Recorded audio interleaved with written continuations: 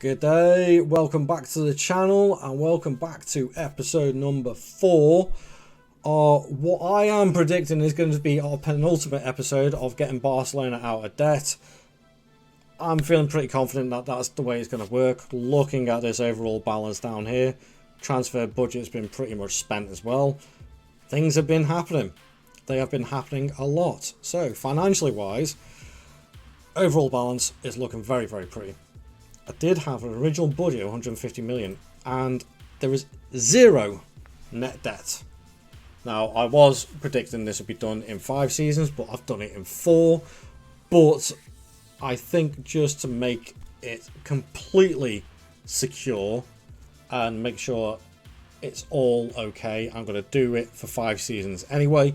So, obviously, please join me for episode number 5 to see how it all finishes. But I digress. Let's have a look at the transfers and see how we've done. Transfer history wise, well, I'm going to roll it back to the season previous before the takeover and spent a little bit of money. Iñaki Peña as ter Stegen's number 2 is good, but he ain't as good as this guy. Guilherme Restes. What a goalkeeper this guy is, and he is going to be a future goalkeeping star as long as he stays on the right track. And that's why I brought him in. He's an incredible goalkeeper. I've never actually used him before, and I brought him in for 78 million. I wanted also another left back because I believe he may still be here, possibly. I can't remember now off the top of my head. I've got Balde at left back. Oh yeah, Albert Navarro is still here as well. But I wanted to bring somebody else in, and I brought in Miguel Gutierrez, who I believe was a former Real Madrid player. So he's switched allegiances and moved from Girona to me, or via Real Madrid as well. And he's a very, very good left back as well. I wouldn't be surprised if one of the bigger teams this season in real life pick him up, because he's got a very good reputation at the moment. And also I brought in a regen, Chat Danai Bunyong Suka. I don't know whether I've said that right, and you can slate me if you want if I haven't, but hey, I gave it my best shot. And again, he's another left back, 18 years old, he's staying out on loan in Thailand, but yeah, it was a Thai wonder kid, not bad at all. So I thought, you know what, worth a punt. I did sell a few players again on that tick over.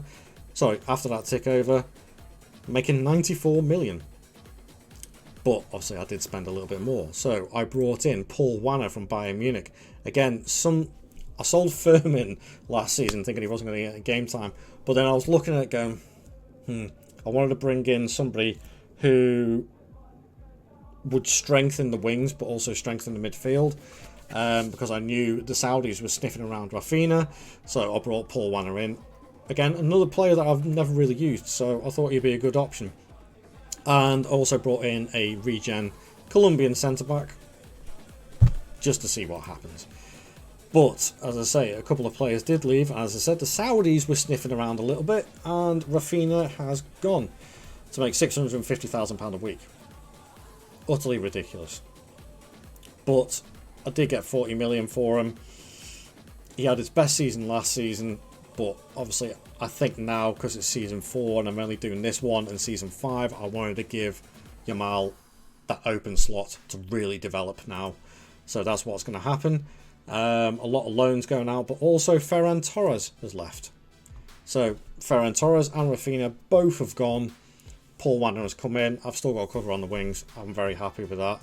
And Ferran Torres, actually, to be fair to him, 5 years at Barcelona, and he's been consistently really good. He's actually a really good player on this game, so I can't knock it.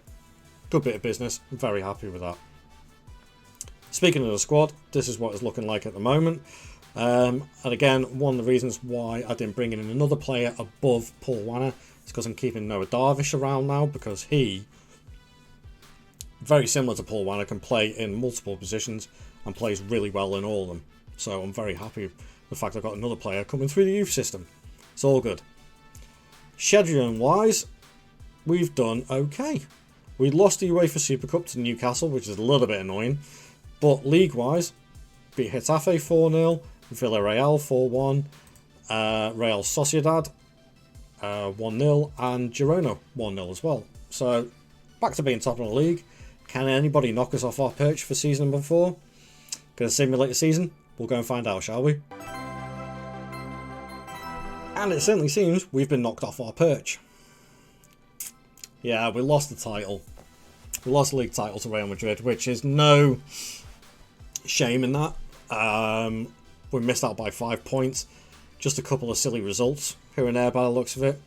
But looks like it was actually pretty tight between the top 4 all in all. So it's been an interesting season. Looks like we've been second for the most of it. Third.